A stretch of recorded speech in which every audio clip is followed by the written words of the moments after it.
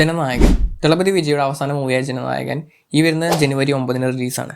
അപ്പോൾ നമ്മുടെ ഇന്നത്തെ വീഡിയോയിൽ നമ്മൾ പറയാൻ പോകുന്നത് ദളപതി വിജയുടെ ജനനായകൻ എന്ന മൂവി അനൗൺസ്മെൻറ്റ് മുതൽ റിലീസ് വരെ ഉണ്ടായ കാര്യങ്ങളും പിന്നെ ഇത് ഭഗവന്ത് കേസരിയുടെ റീമേക്ക് ആണോ അതിൻ്റെ കാര്യങ്ങളൊക്കെയാണ് പറയാൻ പോകുന്നത്.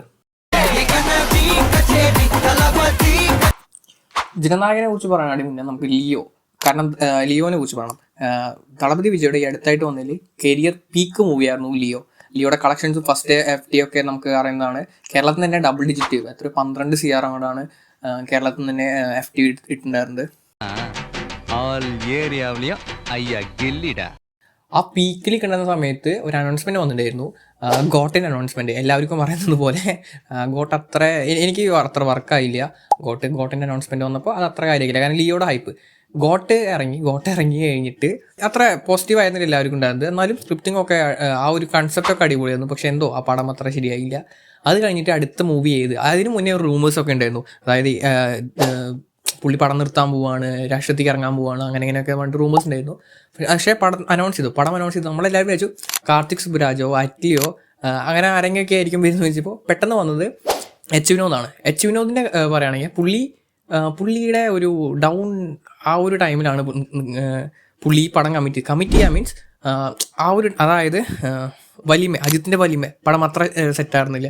അത് കഴിഞ്ഞ് തുനിവ് ഇറക്കി, വാരിസിൻ്റെ ഒപ്പം ക്ലാഷ് ഇറക്കിയ തുനിവും അത്ര സെറ്റായിട്ടുണ്ടായിരുന്നില്ല. അത് കഴിഞ്ഞിട്ട് കമലഹാസനെ വെച്ചിട്ട് ഒരു പടം വെച്ച് വിനോദ് ചെയ്യാൻ നിൽക്കുന്നുണ്ടായിരുന്നു. ആ ഒരു ടൈമിൽ ആ പടം എന്തോ ഒരു പൊളിറ്റിക്കൽ ടൈപ്പ് പടമാണെന്നൊക്കെ പറഞ്ഞു വന്നിട്ട് പിന്നെ ആ പടം ഡ്രോപ്പ് ആവുകയാണ് ചെയ്തത്. അത് കഴിഞ്ഞിട്ട് ആണ് അനൗൺസ്മെൻറ്റ് വരുന്നത് ദളപതി 69 എന്ന് പറഞ്ഞ മൂവി, അതായത് ജനനായകൻ ഡയറക്റ്റ് ചെയ്യാൻ പോകുന്നത് എച്ച് വിനോദാണെന്ന്. അപ്പോൾ എച്ച് വിനോദാണ് പടം ഡയറക്റ്റ് ചെയ്യണമെന്ന് പറഞ്ഞപ്പോൾ തന്നെ പടത്തിന് ഹൈപ്പൊന്നുമില്ല. പിന്നെ ലാസ്റ്റ് പടമാണ്, പിന്നെ അതിൻ്റെ ഇടയ്ക്ക് ഇങ്ങനെ വന്നിട്ടുണ്ടായിരുന്നു, അതായത് ദളപതിയുടെ ലാസ്റ്റ് പടമല്ല, ഇത് കഴിഞ്ഞിട്ട് ഒരു പടം കൂടി ചെയ്യാൻ പോകുന്നുണ്ട്, അത് ലിയോ 2 അങ്ങനെയൊക്കെ ആയിട്ട് അങ്ങനെ കുറച്ച് പണിത്. കാരണം ലോകേഷ് മുന്നേ പണിതു ലിയോ വിക്രം 3 എന്തെങ്കിലും അങ്ങോട്ട്, അതോ കൈദിയിലോ അങ്ങോട്ട് ലിയോയുടെ റെഫറൻസ് അല്ലെങ്കിൽ ലിയോ ഒന്ന് വരും ജസ്റ്റ് ഒരു ദിവസത്തെ ഷൂട്ട് അങ്ങനെയൊക്കെ പറഞ്ഞിട്ട് അത് റൂമേഴ്സ് വന്നിട്ടുണ്ടായിരുന്നു. പിന്നെ അത് ഇല്ല എന്ന് പറഞ്ഞു. പിന്നെ കുറച്ച് നാൾ കഴിഞ്ഞപ്പോഴും തലപതി ഒഫീഷ്യലായിട്ട് പറഞ്ഞു ഇത് റിട്ടയർമെൻ്റ് ആണ്, ഇത് കഴിഞ്ഞിട്ട് പടം ഒന്നും ചെയ്യുന്നില്ല എന്നൊക്കെ പറഞ്ഞിട്ട് അതൊരു കൺഫർമേഷൻ കിട്ടി. ഇങ്ങനെ പോയിക്കൊണ്ടിരിക്കുന്ന സമയത്താണ് ഒരു റൂമർ വന്നത്, അതായത് തലപതി 69 എന്ന് പറഞ്ഞ മൂവി ബാലയുടെ ഭഗവന്ത് കേസരി എന്ന പടത്തിൻ്റെ റീമേക്കാണെന്ന്.